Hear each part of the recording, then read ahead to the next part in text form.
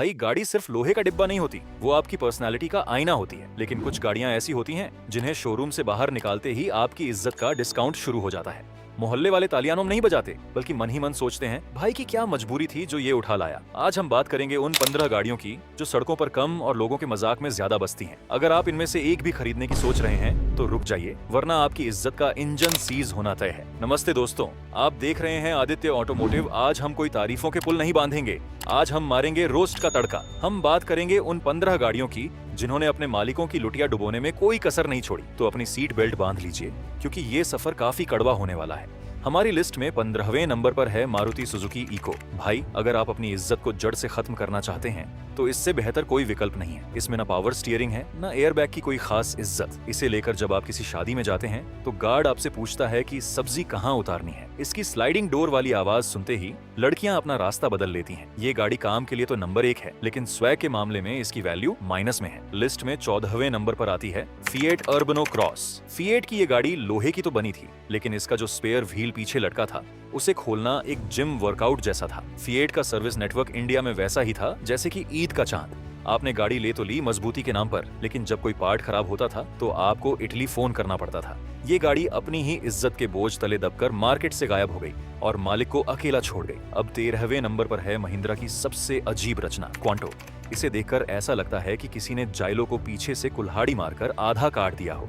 ये इतनी ऊंची थी कि हवा के एक झोंके से ऐसा लगता था कि पलट जाएगी। इसके पीछे वाली सीटें ऐसी थीं जहां आप अपने सबसे बड़े दुश्मन को भी न बिठाएं। इसकी राइड क्वालिटी इतनी उछल कूद वाली थी कि मालिक की इज्जत के साथ साथ पैसेंजर्स का पेट भी खराब हो जाता था।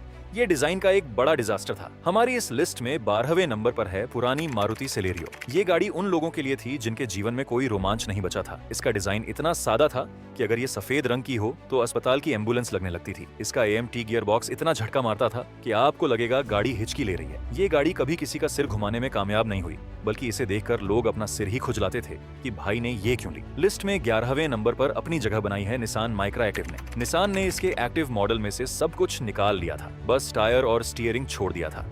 इसका इंजन इतना कमजोर था कि एसी चला दो तो गाड़ी को धक्का मारना पड़ता था। सर्विस सेंटर ढूंढना मतलब हिमालय की छोटी चढ़ना है। ये गाड़ी सिर्फ शोरूम की धूल फांकने के लिए बनी थी। जिसने भी इसे खरीदा उसने अपनी इज्जत और पैसे दोनों को अरब सागर में विसर्जित कर दिया। अब 10वें नंबर पर आती है टोयोटा इटियोस लीवा। टोयोटा ने लीवा के साथ ऐसी कॉस्ट कटिंग की कि गाड़ी के अंदर बैठते ही आपको ओला उबर वाली फीलिंग आने लगती थी। इसका डैशबोर्ड इतना पुराना था कि लगता था 1980 की किसी लैब से चुराया गया है। इसका इंजन भले ही अमर था, लेकिन इसकी इज्जत पीली प्लेट वाली गाड़ियों के बीच दबकर मर गई। आप इसे कितना भी चमका लो, लोग आपसे भाई साहब स्टेशन चलोगे ही पूछेंगे। हमारी लिस्ट में 9वें नंबर पर है शेवरले बीट डीजल। बीट का डिजाइन तो कूल था, लेकिन इसका 3 सिलेंडर डीजल इंजन, भाई साहब सुबह सुबह स्टार्ट करो तो पूरा मोहल्ला जाग जाता था कि किसी का ट्रैक्टर निकल रहा है। इसके अंदर इतनी घुटन होती थी कि पीछे वाले पैसेंजर को खिड़की ढूंढने के लिए टॉर्च जलानी पड़ती थी। और जब शेवरले इंडिया से भाग गई तो इसकी इज्जत और पार्ट्स दोनों ही अंडरग्राउंड हो गए। अब इसे रखना मतलब अपनी बेइज्जती को पालना है। लिस्ट में 8वें नंबर पर है होंडा मोबिलियो। होंडा ने सोचा था कि वो अमिताभ बच्चन की तरह एंट्री मारेंगे,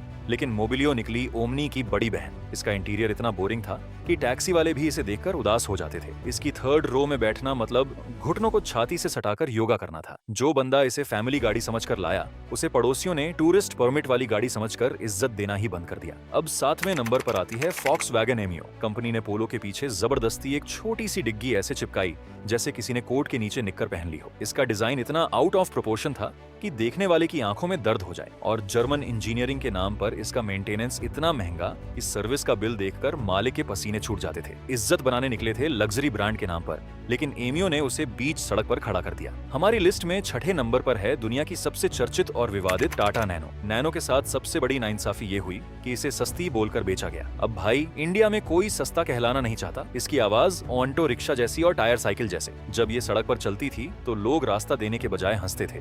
भले ही ये अंदर से स्पेसियस थी, लेकिन इज्जत के मामले में इसने मालिक को कंगाल कर दिया। अब 5वें नंबर पर है महिंद्रा केयूवी 100।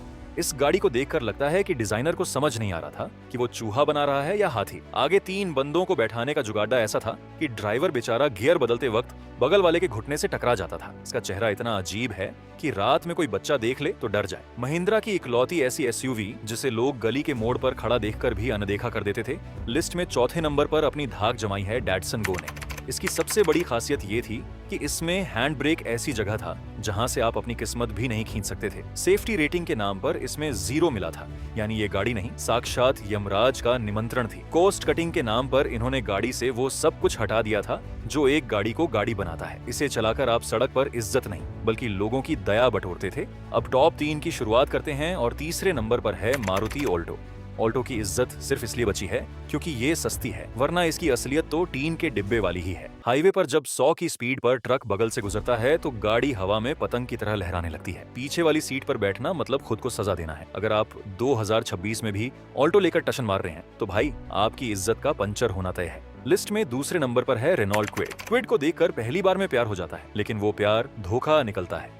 इसके दरवाजे बंद करो तो ऐसी आवाज आती है जैसे टिन के डिब्बे को जमीन पर पटका हो। इसका इंजन पहाड़ों पर ऐसे हांफता है जैसे उसे दमा हो गया हो। और भाई इसका इंटीरियर ऐसा लगता है जैसे बच्चों के खिलौने वाली दुकान से सस्ता प्लास्टिक चुराकर डैशबोर्ड बना दिया है। इसकी इज्जत उतनी ही है जितनी किसी मेले में मिलने वाली चाबी वाली कार की। और पहले नंबर पर यानी इज्जत डुबाने की क्वीन है मारुति सुजुकी एस्प्रेसो। भाई इसे बनाने वाले ने सोचा होगा कि अल्टो को हील्स पहना देते हैं तो वो एसयूवी बन जाएगी। सड़क पर जब ये चलती है तो ऐसा लगता है जैसे किसी ने वॉशिंग मशीन के नीचे 4 टायर लगा दिए हों। इसकी सेफ्टी भाई अगर बगल से कोई जोर से छींक भी दे तो इसके दरवाजे थरथराने लगते हैं। इसे लेकर आप टशन में निकलेंगे, लेकिन लोग आपको देखकर यही सोचेंगे कि भाई के पास क्या मजबूरी थी जो ये कॉफी मेकर खरीद लिया। तो भाइयों ये थी वो 15 नायाब नमूने जिन्होंने भारतीय सड़क पर इज्जत का कबाड़ा करने में डॉक्टरेट कर रखी है। देखो गाड़ी लेना आपका पर्सनल फैसला है, लेकिन अगर पड़ोसियों के ताने और अपनी साख प्यारी है तो इन गलतियों से दूर रहना ही समझदारी है। आपको क्या लगता है, क्या कोई और ऐसी गाड़ी है जिसने आपकी इज्जत डुबोई है?